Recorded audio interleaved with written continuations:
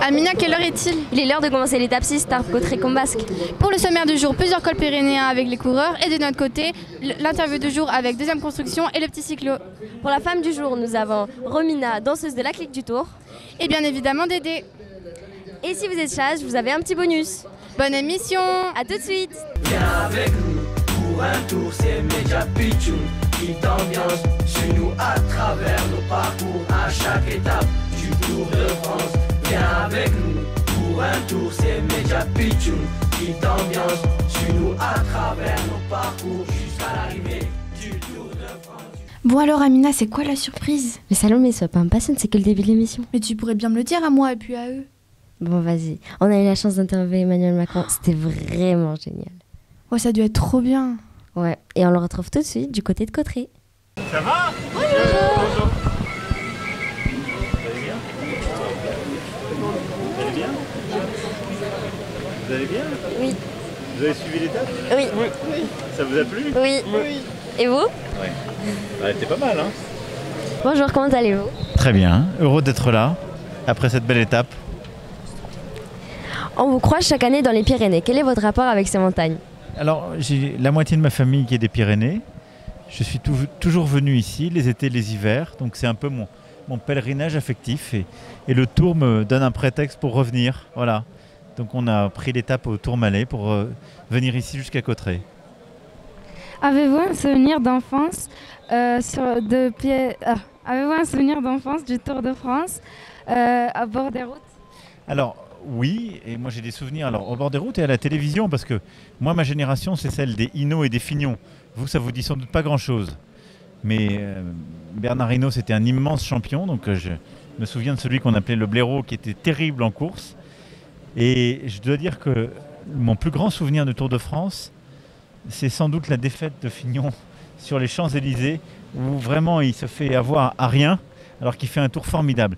Et il se trouve que Laurent Fignon, qui était un coureur extraordinaire, il a fini sa vie en venant s'installer à Bagnères de Bigorre avec son épouse. Le pauvre a été malade, mais il est revenu dans les Pyrénées, où il avait fait des prodiges. Donc j'ai plein de souvenirs de Tour de France. Est-ce que vous avez un souvenir de votre premier vélo et comment et avec qui avez-vous appris? Alors j'ai un souvenir de mon premier vélo avec mon frère et mon père. C'était plutôt dans le nord, tu vois, à Amiens. Et après, j'ai le souvenir de quelques montées ici, plutôt de l'autre côté, de Bagnères jusqu'au Tourmalet. Et je sais que ce qu'ils font est très très dur. Très très dur. Parce que j'étais beaucoup plus jeune, beaucoup plus en forme, et j'ai beaucoup souffert. Merci beaucoup. Merci beaucoup. Merci à vous. Et merci comme chaque année d'être fidèle à ce rendez-vous. Le Tour de France est vraiment une expérience incroyable. Mais tu sais que sans nos sponsors, on n'aurait jamais pu venir au Tour de France. C'est le cas de nos partenaires Deuxième Construction et le petit cyclo qui sont là au village départ. Et en plus, c'est Ala qui l'a interrogé.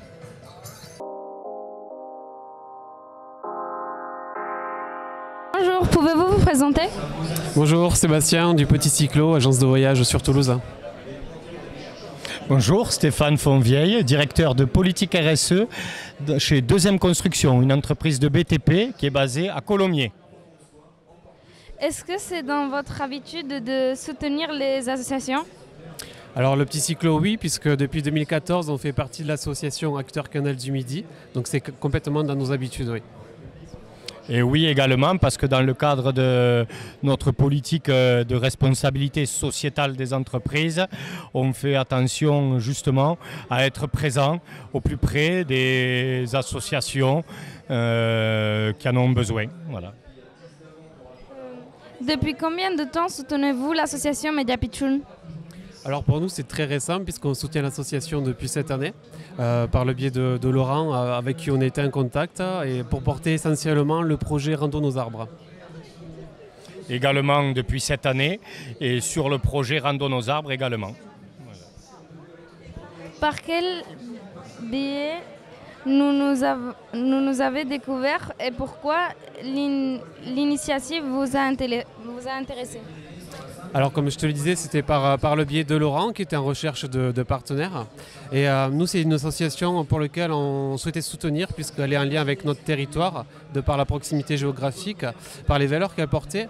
Et forcément, comme notre entreprise est liée au vélo, pour nous, ça avait beaucoup de sens aussi de vous soutenir dans votre projet au printemps.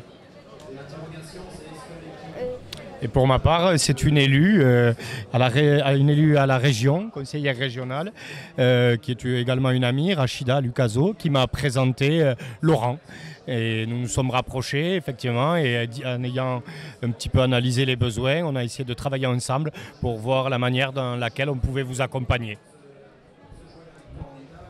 Pendant le projet Ronde nos arbres, vous nous avez parrainé et on a pu récolter des fonds pour la réforestation dans les Landes. Est-ce que c'était une fierté de prendre part au projet ? Complètement, c'était une fierté pour nous, d'autant plus qu'on a été nous-mêmes impactés par ces problématiques-là l'an dernier, puisque comme on développe des séjours dans toute la côte aquitaine, on a été contraints d'annuler tous nos séjours à cause des incendies, et pour nous ça rentrait complètement dans le cadre de nos activités. Pour nous également, un double impact. D'abord accompagner notre jeunesse, c'est-à-dire vous, et le côté écologique, interagir sur l'environnement. Quelles valeurs votre entreprise défend et les retrouvez-vous à Média Pitchoun ?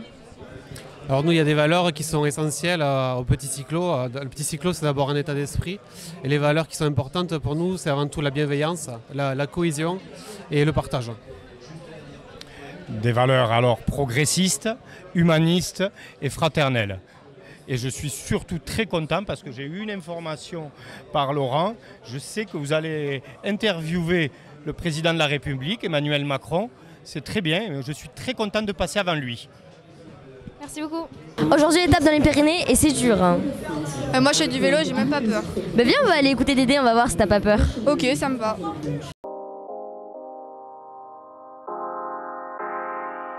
Salut Dédé, tu vas bien ? Bah ouais, ça va très très bien et toi ? Ça va. Est-ce que tu pourrais nous présenter l'étape de Bordeaux-Beaumarchais ? Oui, ça je peux faire ça, surtout que c'est une étape qui est un peu plus reposante que les étapes pyrénéennes, puisqu'on est cette fois-ci sur une étape qui est complètement plate, une étape qui fait 169,9 km, une étape qui va partir donc de Mont-de-Marsan dans les Landes et qui arrivera évidemment, comme on le disait, à Bordeaux, dans la Gironde. Une étape, je le disais, plate, il n'y a plus de relief, on n'a plus les cols pyrénéens qu'on a eu récemment. On est sur une étape où il n'y aura qu'une côte de 4e catégorie. Donc tu vois, 4e catégorie, c'est vraiment un tout petit truc. C'est, tu vois, je regarde même sur mes notes tellement il n'y a pas grand chose dessus, 1,2 km à 4,4%. Donc c'est une côte qui est tout à fait abordable pour un coureur. Et puis on arrivera bien sûr assez rapidement dans l'agglomération bordelaise. Une agglomération bordelaise où ça va être très roulant, évidemment sur des étapes qui sont plates comme ça, où il n'y a pas de relief. Il y aura probablement des échappées qui vont être rejoints vers la fin de l'étape par un peloton lancé à vive allure. C'est une étape réservée aux sprinteurs. Je suis quasiment certain qu'on sera sur une étape qui va être une étape qui se déroulera à la fin sur un sprint. Et pourquoi pas un vainqueur qui pourrait être, allez, moi je mets un petit billet sur un certain Cavendish, parce que ce garçon, s'il veut battre un record, s'il veut arriver à 35 victoires, eh ben, il va falloir quand même qu'il en claque une, parce que si ce n'est pas sur Mont-de-Marsan-Bordeaux, ça sera sur encore une ou deux autres étapes qu'on va pouvoir avoir plus tard pour des sprinteurs. Sinon après, on va avoir des étapes de montagne avec le Massif central, puis ensuite les Alpes, puis ensuite le Markstein pour finir. Très peu d'occasions pour les sprinteurs de s'exprimer. Celle-là, Mont-de-Marsan-Bordeaux, c'en est une. Amina, t'aurais pas oublié quelque chose ? Non, je crois pas, pourquoi ? Et tes lunettes ? Ah oui, c'est vrai, je voyais pas la vie en rose, mais je la voyais en flou. Ça pourrait t'aider pour les images du jour. T'as bien raison, c'est bien mieux.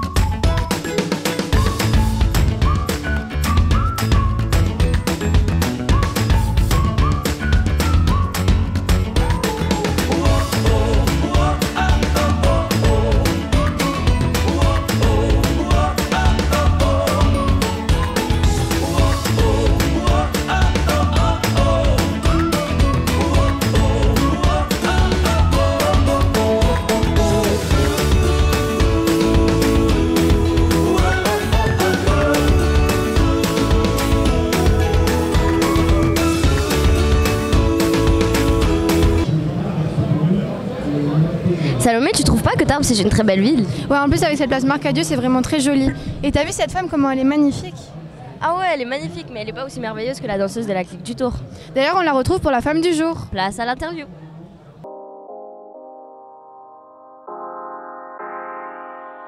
Bonjour, vous pouvez vous présenter s'il vous plaît? Alors je m'appelle Romina Micheletti, j'ai 37 ans et ça fait 6 ans que je suis sur le Tour. Comment êtes-vous arrivé au Tour de France? Je suis arrivée au Tour de France, Cédric Marceau qui s'occupe de l'animation sur le Tour m'a contacté avec Larsen Productions. Et ils avaient besoin d'artistes pour les animations du village, alors ça correspondait au podium signature et aussi le podium pour les VIP au village. C'est quoi votre expérience professionnelle? Alors moi je suis contorsionniste, acrobate avec des hula-hoop. Donc je fais des acrobaties avec des cerceaux. Je fais de l'aérien sur un cerceau, un triporteur, ça s'appelle, c'est un vélo à 3 roues. Et on a installé un cerceau aérien dessus, donc je déambule autour du village et voilà. Est-ce que votre métier au Tour de France est difficile? Alors comme tous les métiers, il faut un savoir-faire. Et bien sûr, en tant qu'acrobate, on doit entretenir le corps et commencer très jeune pour avoir un meilleur niveau. Et ouais, ça demande de l'entretien. On arrive ici très tôt le matin. Vu qu'on fait que les départs, on se lève autour de 6 h du matin. Le temps de venir se préparer, costume, make-up et surtout l'échauffement. Il faut qu'on soit bien chauffé pour justement les danseurs, les acrobates, pour qu'on puisse faire notre performance sur scène. C'est quoi ta journée type? Ma journée type sur le Tour de France ou ma journée type en général? Au Tour de France.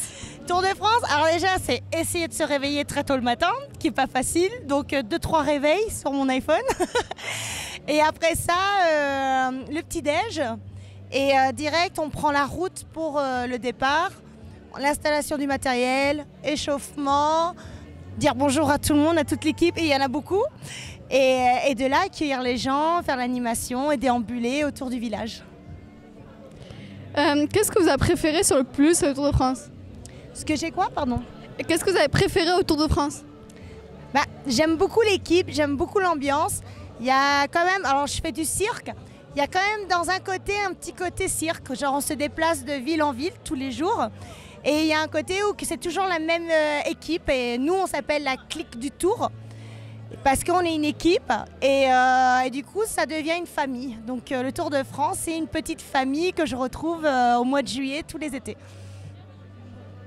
Comment est-ce que vous préparez votre chorégraphie? Alors la chorégraphie on la prépare, on est tous à peu près basés sur Paris. Donc pour ceux qui ne sont pas, ils viennent sur Paris et on a des répétitions au studio avec Kaine et Céline. C'est eux qui mettent en place nos chorégraphies. Et il y a le montage du spectacle et ainsi quand on arrive sur le Tour pour le premier départ, cette année c'était Bilbao, on avait déjà les costumes, on a une couturière, Gianni qui nous fait nos costumes, Kaine et Céline met en place les chorégraphies et tout est en place et voilà. On lance le show. Si vous avez le choix entre un deuxième métier au Tour de France, qu'est-ce que vous choisirez? Un deuxième métier au Tour de France, j'aurais pu dire coureur, mais ça me paraît très très physique. C'est quand même des super-héros, je sais pas, à toi de me dire. Je sais pas. Moi non plus. Bah ta place alors. Je prendrai ta place, tu prendrais ma place? Bien sûr. Et ben voilà, on échange nos places. Hier, le chef nous a dit de créer un plat avec du fromage, des crêpes, du confiture de cerise noire, la confiture de pommes et du miel. Et aujourd'hui, il en a profité pour nous relever un nouveau défi. Pour ce qui est sucré, des boudoirs et du chocolat noir, du salé, du jambon de Bayonne, du fromage de brebis et du pâté de canard. J'espère qu'avec Alain, on va relever le défi facilement. Ok, donc crêpes, c'est quoi ça? Fromage? Ouais, le fromage. Ok. Donc vous avez fait une sorte de verrine, et il y a quoi dans le fond? C'est la confiture? Oui, il y a de la confiture. Ah, vous avez fait un peu comme des finger food où tu trempes Oui. dedans. Et à l'intérieur de la crêpe, t'as mis quoi? À l'intérieur de la crêpe, en fait, on a pris la crêpe et on a mis du miel par-dessus. Ah, bien. Du coup, ça a donné un goût super sucré. Ok, ouais, là c'était bien sucré. Hein. Je pense que t'es bien excité pour la nuit là. Voilà, et avec le fromage, ça faisait normal. Ok. C'est équilibré avec le goût. Voilà. Alors c'est du fromage de brebis, vous vous souvenez. Hein. Donc c'est assez fort, c'est pour ça que vous avez eu l'équilibre. Et du coup, on trempait comme ça et on mangeait. Et comment vous avez eu l'idée du finger food? Je sais pas. Comme ça. J'ai voulu prendre un verre et en fait on a dit mais viens on va mettre les trucs dedans. Top, super. Alors vous bougez pas, j'ai un autre défi, je vais vous chercher les produits. D'accord. On reste là. Fromage de brebis. Là vous avez une plaquette entière du jambon de Bayonne en IGP. Donc c'est l'indication géographique protégée. D'accord? C'est la plus grosse indication géographique protégée en Europe. Ça veut dire que personne d'autre n'a le droit d'utiliser le terme jambon de Bayonne. Après vous avez le petit montagne noir. C'est le petit montagne noir. Je vais parler doucement. Ici, on a ce qu'on appelle un biscuit cuillère. Vous savez, c'est ce qu'on utilise pour les charlottes et les tiramisu. Celui-ci, il est beaucoup plus aérien. Donc attention à ça. Souvenez-vous de ce que je viens de vous dire. Vous en coupez un, vous le goûtez chacune pour avoir une petite idée. Pâté. Donc là, on a de la terrine de canard et morille. Si vous connaissez les morilles, le champignon, c'est très spécifique. Là, vous allez kiffer. On a du chocolat. Fabrique des Pyrénées, chocolat noir 71%. Ça veut dire que la fève de cacao est quasiment utilisée en entier. Donc dans la torréfaction, dans la préparation, le chocolat noir c'est super fort. Pareil, vous prenez un petit carreau, chacun, vous le goûtez avant de faire la recette. Et là, je vous ai quand même mis un peu de pain parce que sinon ça va être difficile. Ok? Donc vous avez tout ça. Recette, ça c'est sucré. C'est votre challenge, c'est de mélanger un petit peu tout ça. Et le fromage, ouais. Le fromage, faudra le mettre au frais rapidement. Oui, bien sûr. Merci beaucoup. Merci. À demain. À demain. Bon courage. Hein. Merci. William, pourquoi t'es triste? Je suis triste parce que c'est mon dernier jour du Tour de France. Mais je suis pas triste, on a passé de super moments avec le Tour de France et l'association Aldaïka. Oui, c'est vrai. On se retrouve demain. Au revoir. Mais demain, on n'est pas là. Laissez pas de ces autres. Venez, on va dire au revoir. Oh mais ah là là, au revoir. Mais il a pris, ah non, T'es trop bête.